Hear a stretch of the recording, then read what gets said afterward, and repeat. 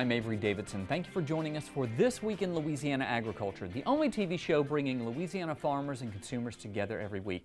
My partner, Kristen Oaks-White, is on assignment this week. What a difference a year makes. This time last year, Louisiana sugarcane farmers were slogging through some wet, sloppy conditions when they began to harvest. This year, the dry weather we've had has been very helpful. As TWILA's Neil Melanson shows us, what they're seeing so far is even sweeter this year. It's a common sight on the road these days. Trucks hauling sugarcane are all across South Louisiana right now. These trucks are going to the Cora, Texas sugar mill in Plaquemines, which has a cooperative agreement among nearly 50 producers to serve 50,000 acres in the area. It's an agreement that benefits both the growers and the mill, according to Cora, Texas COO Charlie Schudmack. By having it all in a group, we're able to move trucks around if one breaks in some place. We can coordinate all that a lot better than having each farm have its individual trucks. The trucks here are not only driving, they're doing a lot of waiting. The mill's 3 bays are working to capacity to bring the sugar in where it gets dumped into the warehouse. One reason all the sugar is piling up is because of the weather. Schudmack says, like most of us, he hopes it cools down soon, but as long as it's dry, it's good for the harvest. We had a very wet season last year, so it's great to start in the dry weather. We don't have to deal with all the mud that we had to deal with last year. The cane's a lot sweeter, a lot more sugar. Could use some cool weather, but we'd rather it hot and dry than cold and wet. One of the growers delivering to Cora, Texas is Patrick Frischhertz. He says the crop is about 10% less in tonnage this year, but about 10% sweeter, which means it's about an average crop. One thing he's seeing is damage from late season rains last year that are hampering this year's crop.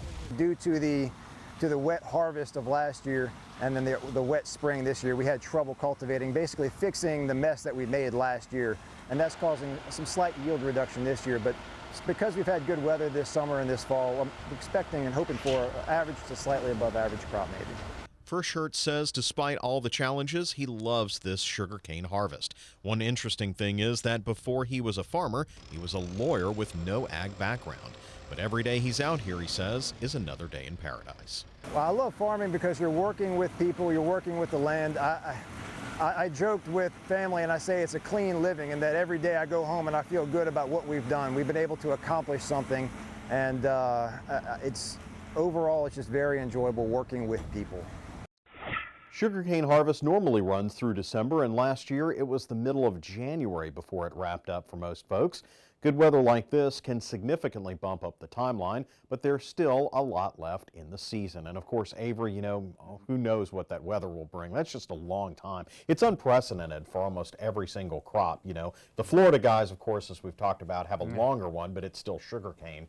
But man, I mean, that's just a long time to let your crop sit out in the field and wonder, how it's going to be. How much cold weather we're going to get, how much rain. But I was watching something on 60 Minutes where they talked about the biggest issue this year overall with farming is weather. Right. And so, I mean, when you look across the country, at least this is some good news for a change. It is, and sugarcane is one of the few success stories we're seeing in farming right now. Not only price is pretty good, but for everything, as you heard in that story, it's about 10% more sugar this year than last. Well, let's hope that shows for sweet rewards next year as well. Thank you, Neil Melanson. Some top fashion designers from all over the world made a visit to Concordia Parish recently. It was part of the Farm to Fashion Tour. As TWILA's Tammy Arender tells us, some of these folks working in the clothing industry had never seen a cotton field. You may not give a lot of thought to where your next pair of jeans will come from, but these people do. This group is made up of top clothing designers from all over the world. 40 plus brands, the top senior VP level, the top designers, the people making the decisions, and never has that ever happened for people to come together for 3 days.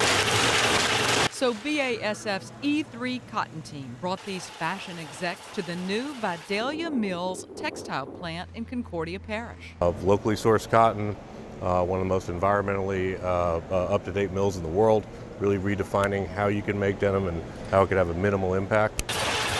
That minimal impact refers to sustainability and efficiency. That's where BASF's E3 cotton comes in. Environmentally friendly, it is economically viable, it's socially equitable. We're passionate about American cotton. We're passionate about BASF's E3 program, which gets complete transparency and accountability through the supply chain. And we think that that adds a real value against other sort of competing sustainability protocols. Most of these fashion folks have never stepped foot on a farm. So they were taken to a cotton field in neighboring Tensaw Parish. For clothing entrepreneur Matt Edmondson with the Imogene and Willie brand out of Nashville, it was an eye-opening experience. To see everything firsthand really puts it all in perspective. We are always looking for ways to improve upon the old ways. And knowing that now a state-of-the-art facility that literally its only purpose in creating it is to look at the sustainability component. You know, when we think about sustainability, we don't think about just one piece of the process, whether it's just the meal or maybe just the farmer, planting. We think about the whole process and the whole thing of it. Besides the sustainability aspect, this new mill will also bring some 600 jobs to the Vidalia area. I'm Tammy Arender in Vidalia for This Week in Louisiana Agriculture. Vidalia Mills will start spinning yarn in November and should be fully operational by spring of next year. October 4th was Ag Day in St. James Parish, and there was no better place to celebrate than the fast food farm. Second and third graders from all across South Louisiana made their way to the farm with 30 hands-on exhibits on how crops are grown, animals are raised, and most importantly, where their food and fiber come from. Ken Guidry, who helped start the fast food farm, retired as the St. James Parish 4-H agent. He's still coming back to help as he's seen the positive impact the farm has on children. I get to see the kids here at the farm, and then when I go to the schools, the 4-Hers would talk about them, and then when you see the younger kids, they're like, I know you, you're the guy from the farm. And then if you ask them questions, a lot of times they can tell you some of the things they've done and seen at the farm, which means that we're making an impact for the kids. The fast food farm is on the property of sugarcane growers Scrap and Denise Email, who are active in youth events, particularly through Farm Bureau. All second and third grade students in the parish were invited, as well as children from other parishes. Speaking of 4-H, this year's 4-H Week theme is Inspiring Kids to Do.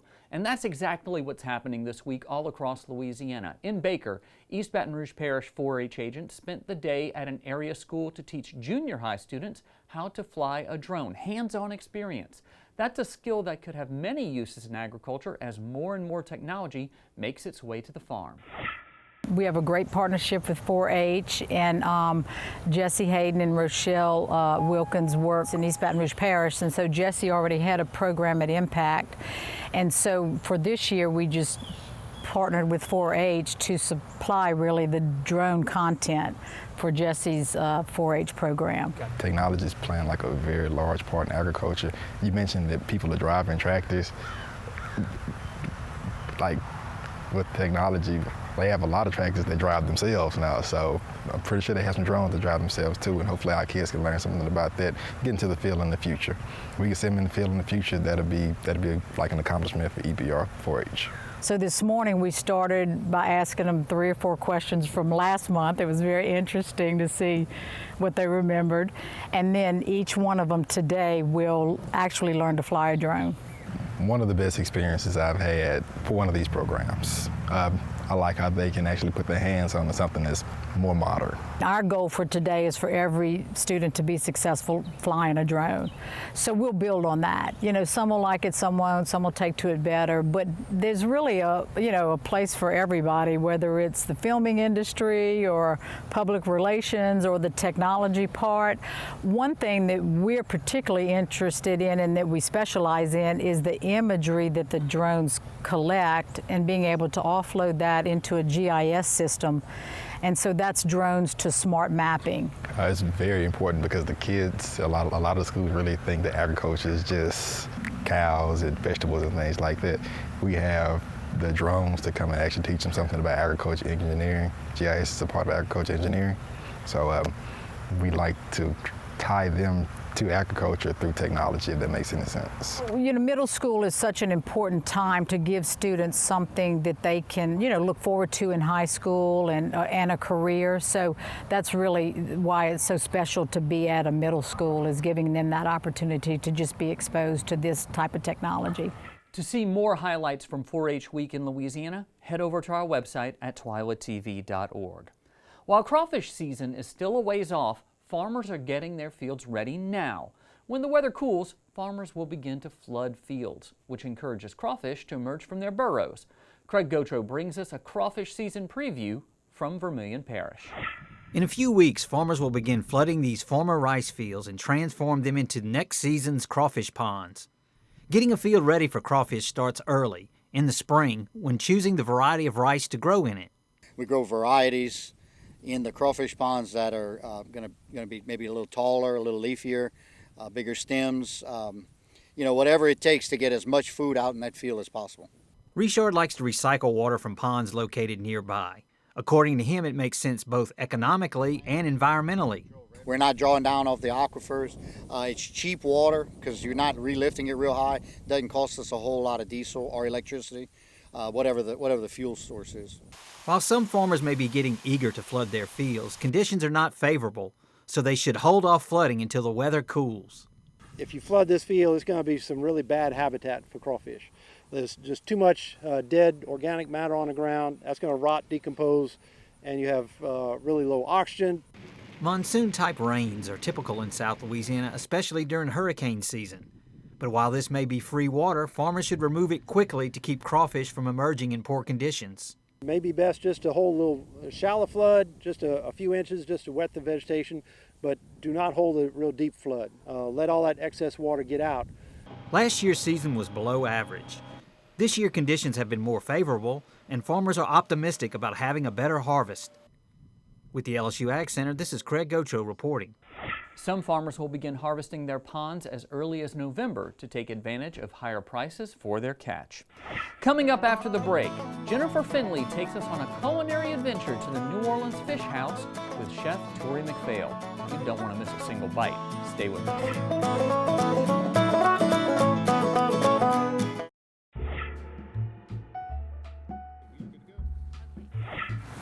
Welcome to Field to Feast, where we profile Louisiana's local ingredients.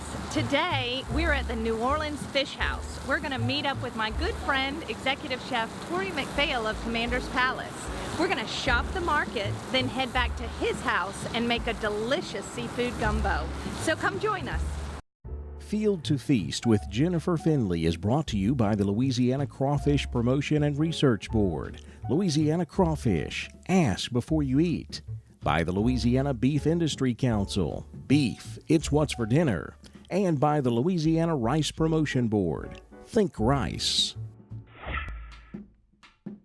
Oh, all right. Don't mind if I do. We are at the New Orleans Fish House with Cliff Hall and my good friend Chef Tori. And Cliff, can you tell us a little bit about what we have going on in here? Okay, this is a room that we do our processing in. As you look around, you'll see tables. And during certain portions of the day, we have cutters that will come. They will look at this board and get orders from all of our fine restaurants in New Orleans, Baton Rouge, along the Gulf Coast. And then each cutter will take ownership of an order. Well, my biggest question first off is, where is all this product coming from? Well, we buy product from all around the United States, but we try to buy as much Gulf product as possible. So we have drum that's on the table back over here. We have tuna that comes directly from the Gulf of Mexico that's in here. Got some sheephead, some snappers, some triple tail. We try to support as much of our local fishermen as we can. And so this is a big facility. How much product really runs through here annually? When sheephead's running, we go through about 25 to 30,000 pounds of sheephead a week. Drum, because it's more available consistently throughout the year. We'll go through about 30 to 50,000 pounds of drum in a week. And then in redfish, depending on what we're able to harvest from the farm, that'll be from 10,000 to 20,000 pounds a week. Okay, we have some small black drum. We call them puppy drum because they're smaller. This is the preferred size fish for commanders, for the restaurants. Drum is what we call utility fish. It is so good that we can do anything else we want with it. It can be crab meat, fresh shrimp, saute a fresh crawfish, flambe that with cognac, that could go on top of it. It's the fish of all recipes. Very versatile. Is it what people say is white and flaky fish? Yeah, so the New Orleanians palate, especially the Brennan family that have been here for generations, they like something that's white, light, flaky, very delicate in flavor, and this is absolutely perfect for a New Orleans palate. And this is my favorite too, I think. Nothing better than a redfish coubillon, in my opinion. I love it. That is really good. So we get these fish farmed and we get some wild. There is no wild season in the state of Louisiana. We're hoping that eventually we can persuade the government to allow it to be able to be commercially harvested again. I'm always impressed on when they hit your line, how much muscle they have and how It's a very aggressive fish, and so people sport fish for them quite often, and they're actually not just now bass tournaments, there are redfish tournaments along the coast of Louisiana where people come from all over the United States and the world to tournament fish for these fish. Well, I think that sounds like the perfect next field to feast. What do you think? I think we need to plan it. We'll grab our buddy and we'll go out and do some fishing together. How's that sound? I'm here. My favorite though was when I went bow fishing for redfish. That is intense fun. Just F-U-N fun. Yes. Now over here we have some tuna. This is Gulf product as well. You could sear off a piece of that right now and give that to me, and I could eat it. Yes. And you know what? With a spoon. I will do that about once a week. Tell you what, the guys down at home, I think those guys do an amazing job taking care of the product, and it is extremely impressive. Literally here in the States, I've never seen anything like it. That the care and passion that they take in taking care of their products is exactly the same as chefs do in our kitchens. We're taking stuff home with us today, by the way, Whatever you because want. we're going to be making a fresh, delicious seafood gumbo. I heard that you have some soft shell crabs in the other room. Yes, we do. Those are my absolute favorite. Mine as well. I love this. Wait, can we do that again? And take two. Action. Your stage debut. The debut. Dun, dun, dun, dun, Our favorite here are some beautiful, fresh, soft shell crabs that we just got in. This little guy right here is making a few bubbles for you. He's trying to impress you this morning. Beautiful, gorgeous, gorgeous. Every hour to hour and a half, there's somebody checking those tanks. When that crab comes out, they'll wait a few minutes so that it gets a little bit harder so it doesn't just fall apart, and then they'll remove those crabs one at a time throughout a 24-hour process in order to provide the product for us like this that I can give the chef. We have the hard-shelled crab as well, which can be used for boiling for around the home, or we have it picked for meat to supply to chefs so they can use the jumbo lump to topping things, claws for stuffing. Well, this is so exciting to be able to have a day like this. And next up, Tori's going to take us to his house. I'm so excited, and make us a big seafood gumbo with all of these local wonderful ingredients. So y'all come join us.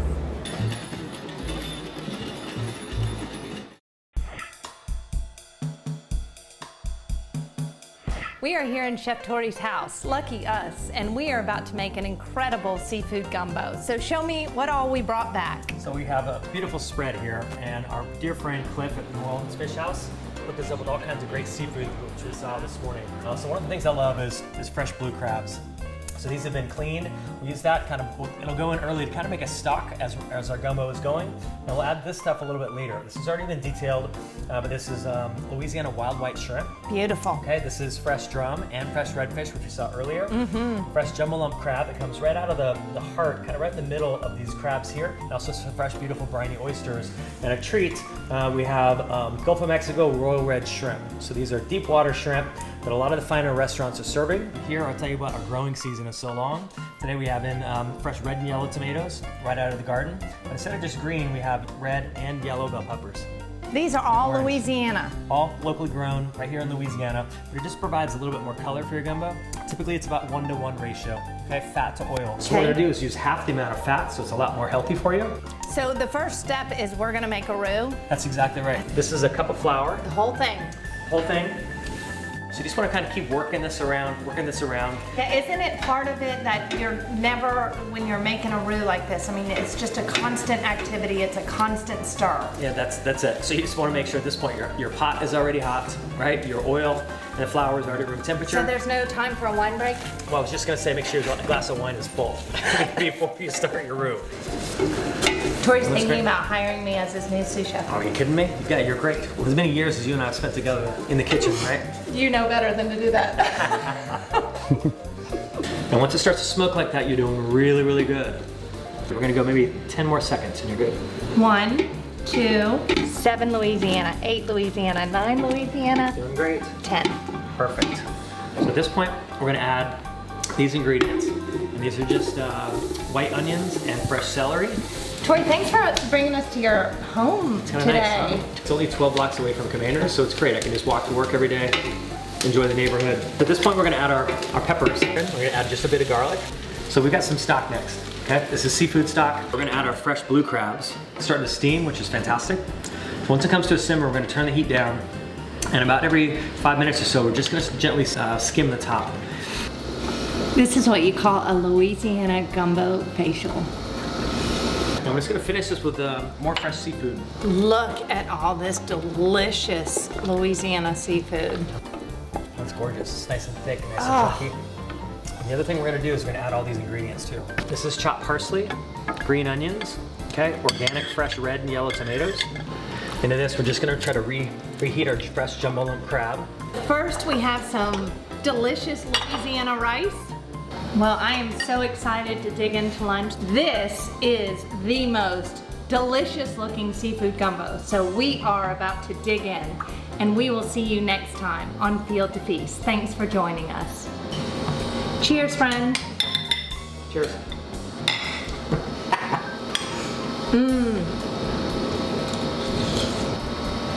It's not too bad for somebody that's kind of whipped together on a Wednesday. It's Tuesday. Is it? It is Tuesday. Field to Feast with Jennifer Finley was brought to you by the Louisiana Crawfish Promotion and Research Board, Louisiana Crawfish, ask before you eat, by the Louisiana Beef Industry Council, beef, it's what's for dinner, and by the Louisiana Rice Promotion Board, think rice. As we mentioned earlier in the show, this week is National 4-H Week, and we're celebrating with a special 4-H themed TWILA Boost. 4-H reaches almost 6 million young people and empowers them with the skills to become lifetime leaders. The organization educates students about agriculture, health, science, technology, and the importance of civic engagement and community service. September was Hunger Awareness Month, and 4-H groups from across the country set out to raise awareness and work to feed other young people and families facing hunger in their communities.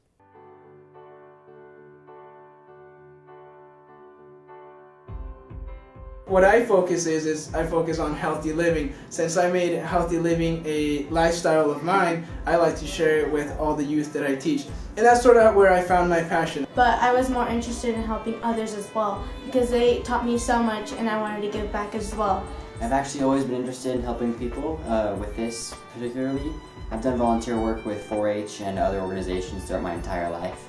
And so when I was a kid, I had problems with that myself, and so I wanted to just go back forward, and that's why.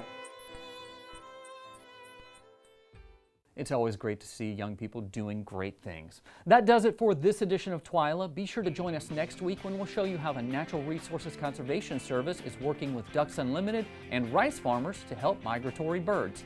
Until then, you can watch all of our stories online at twilatv.org, and be sure to like us on Facebook, follow us on Twitter and Instagram, and subscribe to our YouTube channel and turn on those notifications so you don't miss a single story and some special content you won't want to miss.